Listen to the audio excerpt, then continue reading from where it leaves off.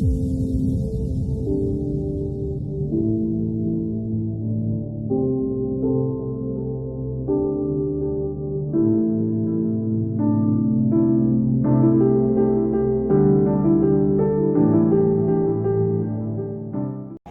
Nixie here. Welcome back to my channel. If you are new here, I hope you enjoyed this video. I recently hit 1,000 subscribers and I still need 2,000 view hours to be eligible to put ads in my videos. So please watch the whole thing and also watch my other videos if you want to support me. And now that I'm done begging, today we got something that is out of the ordinary, at least for my channel. As you might probably know already, I mostly post painting videos, but I never really intended my channel to just be for paintings.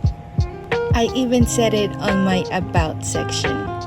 I like to make art in any shape or form. So please don't be surprised that today we are getting more crafty. Because of what's been happening with literally everyone in the world right now, all of us are dealing with this pandemic called coronavirus or COVID-19. I just got reminded of the plague doctors, or more specifically, their masks. I've always find them cool but kind of creepy as well. And if you already know me, you know I love creepy things. Plague doctors are frequently used for horror stories in games. I think one of the most famous was SCP-049. Since we are on lockdown as well, I have plenty of time at home doing nothing. So I thought this is a great opportunity to finally create something and post it on YouTube. I wanted to make a plague doctor mask. I have never made a mask before, specifically something that has a beak. So I had to figure out on my own how I'm going to make this mask. I tried it on scratch papers first, but can't seem to get it right the first few times. So I looked up for tutorials on YouTube. I only watched one, but it was enough to give me an idea how to. I think the YouTube channel is called Lost Wax. It has almost 1 million views, so if you guys want to check it out, you really should. They are definitely a professional when it comes to this. But anyway, I finally got a good idea how to make the mask. So I already went ahead and drew on half of the mask on a piece of watercolor paper and cut it. It would have been nice if I had a softer material, but I only work with what I have. Then I used that first half as a stencil for the other half of the mask.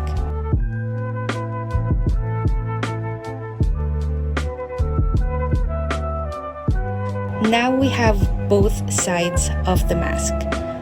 I'm now going to cut the top part off and the beak in two, following the drawing I made here. If you're going to make your own mask, working with a flat material such as this paper can be difficult. You have to constantly picture it in 3D since our head and face is not flat. The paper would have to curve, so I suggest you measure your face if you want it to fit perfectly. That's definitely what I did, and gosh dang it, I have a huge head.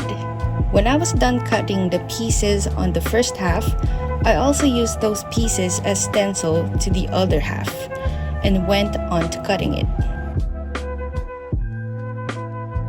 Now we have the full mask here in pieces, but I'm not yet going to cut the hole for the eyes because I was unaware if I placed the circles where I could actually see through it once I cut it. So here you'll just see me trying to assemble everything just to see how it would look like, the shape of it and the placements. Then I started gluing them together with a hot glue gun, starting with the top part of the beak and then the bottom part of the beak. By the way, I'm not 100% sure if this is true, but I heard one time that the reason why plague doctor have beaks is because they stuff herbs inside it, thinking it would help them prevent getting diseases from their patients.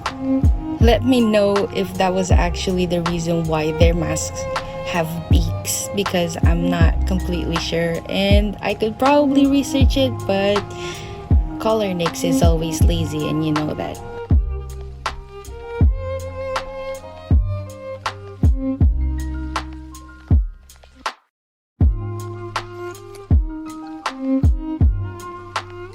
Now I'm just going to glue the top part and the bottom part together. I definitely realized that I made the bottom beak too thin, so I had trouble with aligning them together.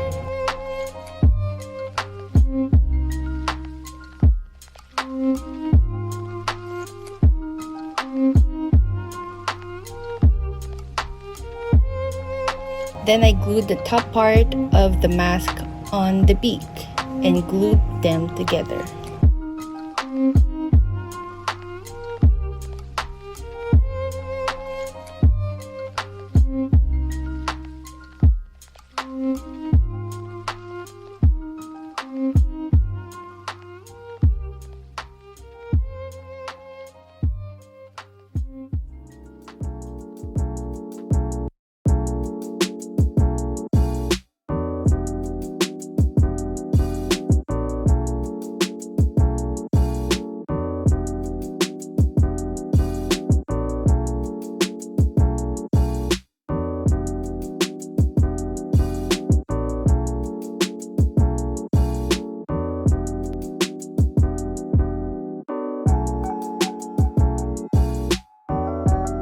As you can see, the mask has already taken the form of my face, and that is because I have been trying it out. In that way, I can see where I kinda mess up, like the forehead part, so I easily patched it up. And also to see where I should be making a hole for my eyes. Also, you can see on the left side of the beak where I messed up. And that is the reason why I made these rings for the beak, for more details and to actually hide the mess up. I cut some strips to glue on the seams later, but I will be needing some more detailing, so you'll see me here picking up some scratch papers and using my puncher to create little circles.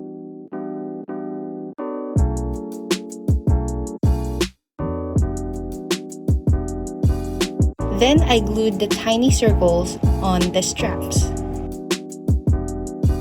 I decided I wanted to paint the rings and straps gold, so I used my Kuretake Starry colors.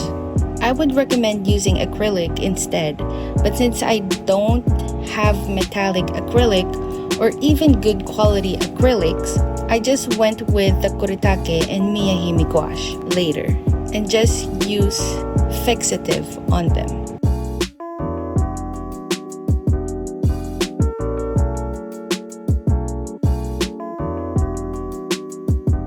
Now it's time to paint the top part of the beak.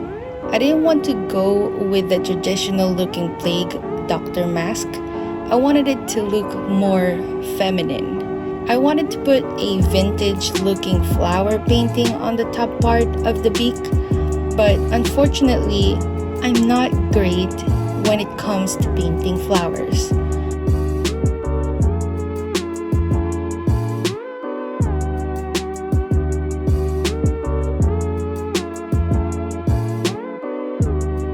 Originally, I wanted to paint roses, but since I really didn't want to mess this up, I just went with something simpler, which is cherry blossoms. I'm not sure if it's looking vintage. It probably doesn't, but I still really love how it turned out.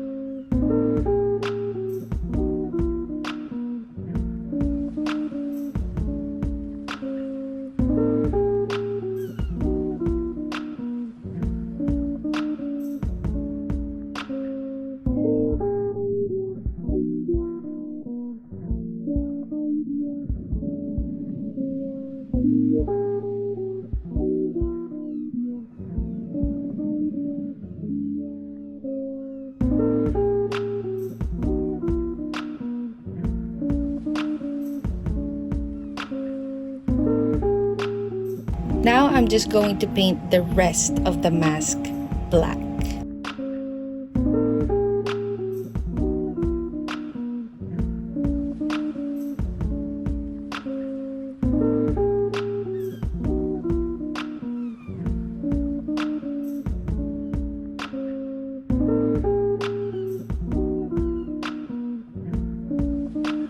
I've actually made the eyes parts of the mask off cam because it's a meticulous work and I really wanted to focus on just making it rather than trying to film it and you'll see nothing but my head.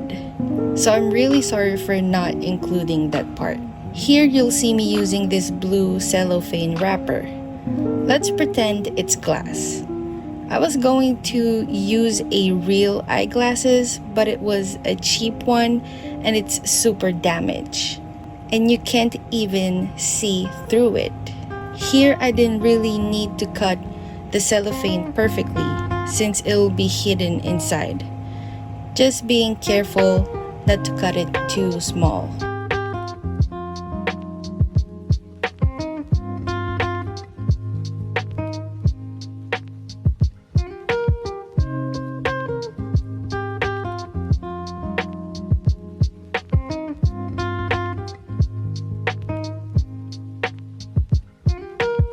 It's time to glue all the gold accents on the mask.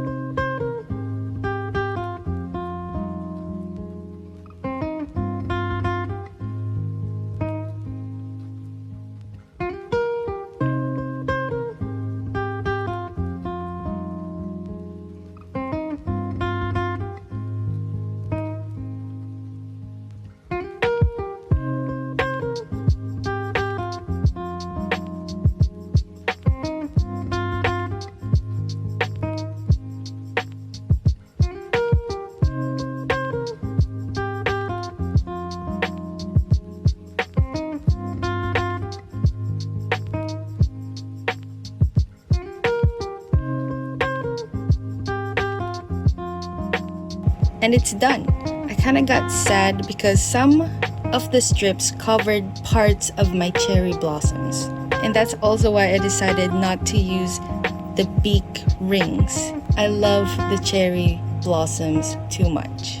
I ended up gluing some yellow ribbons on the back of the mask for when I want to wear it. I know it's super girly, but that's what I have available that actually goes with the gold accents. Also, the strips managed to cover the mess up on the left beak. I seriously love this. I hope you guys like it too. If there is an event where I need to put a costume on, I'll definitely wear this. I'll be unique too because I legitimately made the mask on my own. I say this is a success for my very first handmade mask. But please let me know what you think. Also go check my TikTok page at ColorNix. And if this inspired you to make your own mask and decided to put it online on Instagram or Twitter, please tag me. I would really love to see it. Also at ColorNix. Thanks for watching my video. I hope you enjoyed. If you did, please leave a like. Subscribe to my channel for more. And I will see you on my next one. Take care and bye.